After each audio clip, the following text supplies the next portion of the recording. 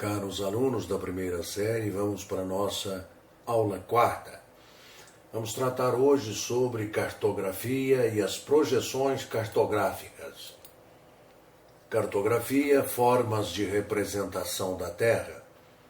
Sem dúvida, o globo terrestre é a forma mais perfeita de representar a Terra. Porém, a dificuldade de manuseio dificultou sua utilização no dia a dia como objeto de estudos. Os mapas apresentam imperfeição nas suas projeções, porém são os mais utilizados devido ao seu fácil manuseio. O que lhe parece melhor para aprender, um globo ou um mapa? Fácil responder que é um globo. Os antigos estavam mesmo certos, pois a imagem mais reproduzida em todos os tempos é a da Terra vista do espaço.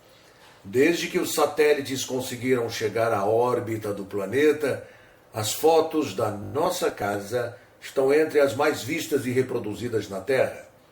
E você, sabe qual foi a primeira frase pronunciada por um ser humano no espaço?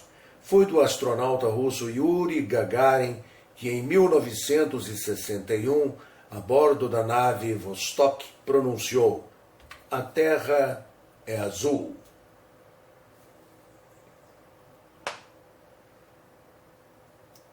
Os sistemas de projeções cartográficas foram desenvolvidos para dar uma solução ao problema da transferência de uma imagem da superfície curva da esfera terrestre para um plano da carta, o que sempre vai acarretar alguma deformação. Os sistemas de projeções constituem-se de uma forma matemática que transforma as coordenadas geográficas a partir de uma superfície esférica, elipsoidal, em coordenadas planas, mantendo correspondência entre elas. O uso deste artifício geométrico das projeções consegue reduzir as deformações, mas jamais eliminá-las. Portanto, as projeções são representações da superfície esférica da Terra em um plano, possibilitando a construção de um mapa.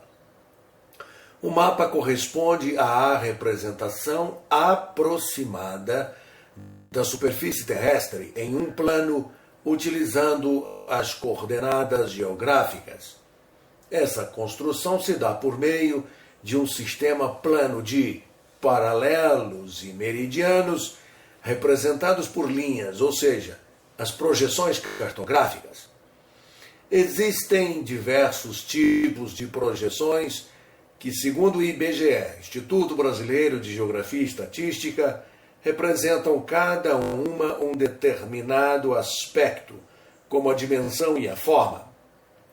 As projeções, por representarem uma superfície esférica, apresentam sempre deformações. Sendo assim, nenhuma representa fielmente essa superfície, pois nunca estará livre de distorções. Classificação das projeções. Classificação quanto ao tipo de superfície de projeção.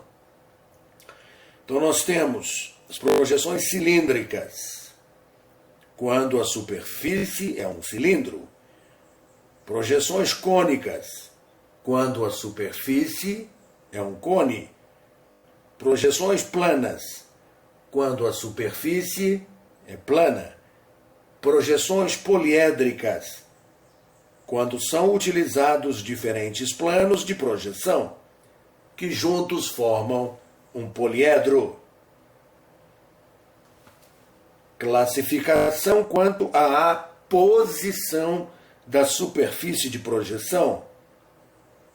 Posição equatorial, quando o centro da superfície ocorre no equador. Posição polar, quando o centro da projeção ocorre em um dos polos.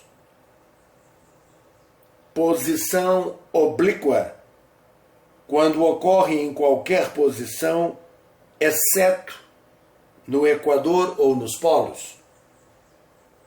Posição transversa. Quando o eixo da superfície de projeção se encontra perpendicular ao eixo de rotação da Terra.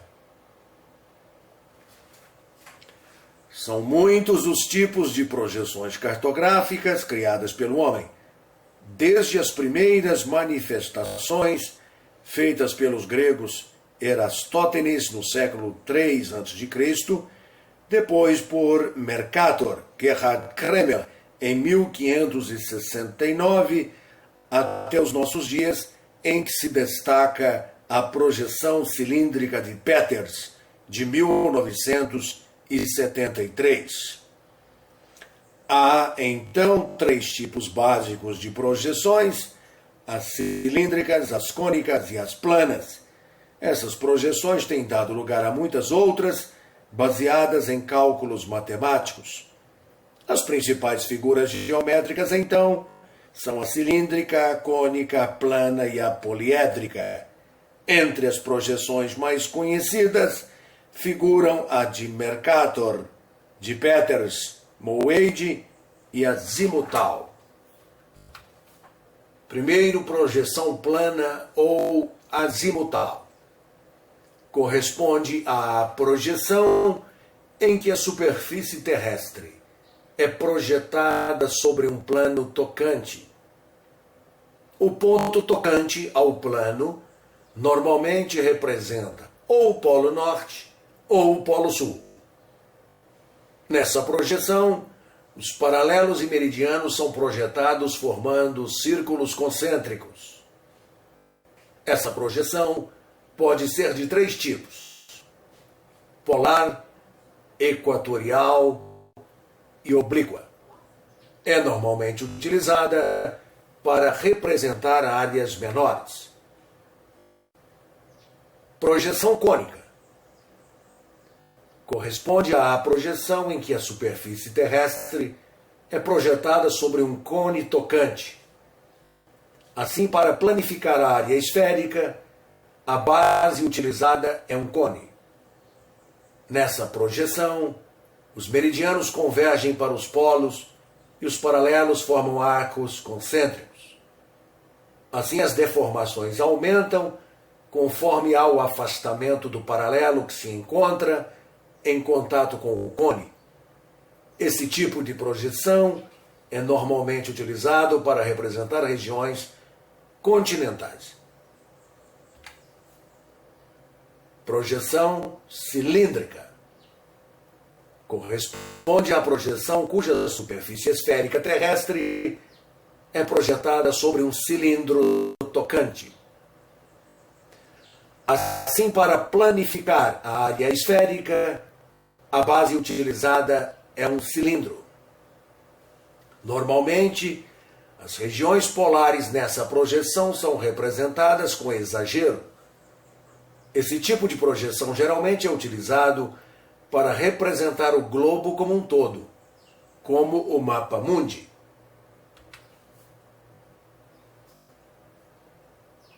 Quais são as propriedades? Nós temos projeções conformes, equivalentes, equidistantes e afiláticas. O que vem a ser uma projeção conforme?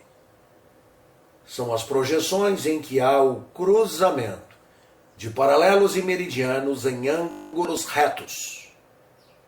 Nesse tipo de projeção, os ângulos são conservados e as áreas apresentam deformações. O que são projeções equivalentes? São as projeções que apresentam bastante deformidade em torno de um ponto devido à variação da escala. Nesse tipo de projeção, há conservação das áreas e distorção dos ângulos. O que são projeções equidistantes?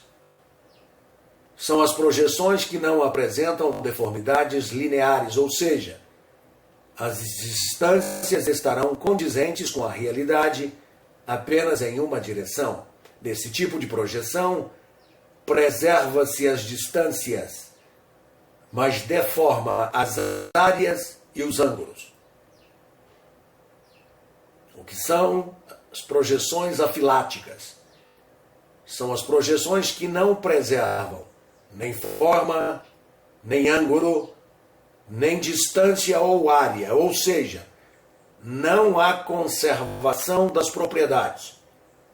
Porém, nesse tipo de projeção, há minimização das deformações em conjunto. Modelos de projeções. Devido aos variados tipos de projeções cartográficas, foram desenvolvidos diversos modelos de projeções cartográficas por muitos geógrafos, cartógrafos e estudiosos da área. Os modelos mais conhecidos são projeção de Mercator, a projeção cilíndrica equatorial foi a utilizada por Mercator, apresentada em 1569, século XVI, pelo cartógrafo Gerhard Mercator. Corresponde a uma projeção cilíndrica, cujos paralelos, linhas retas horizontais, e meridianos, linhas retas verticais, cruzam-se formando ângulos retos. Nessa projeção, a superfície sofre deformação no sentido leste-oeste e os polos apresentam-se em exagero. Há preservação dos ângulos e deformação das áreas. Portanto, a projeção de Mercator é uma projeção conforme.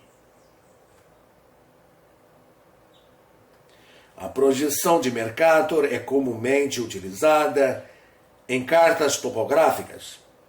No Brasil, é adotada como base do Sistema Cartográfico Nacional. Essa projeção de Mercator, foi denominada de eurocêntrica. A outra famosa projeção cilíndrica é de Arno Peters.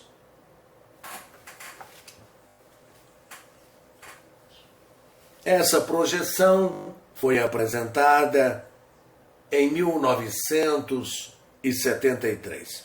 Sua base também é cilíndrica, porém equivalente, e determina a distribuição dos paralelos com intervalos decrescentes desde o equador até os polos, mantendo fidelidade à proporção de áreas e modificando a forma. Por melhor representar a região intertropical, caracteriza-se pela visão terceiro-mundista. As retas perpendiculares aos paralelos e as linhas meridianas têm intervalos menores.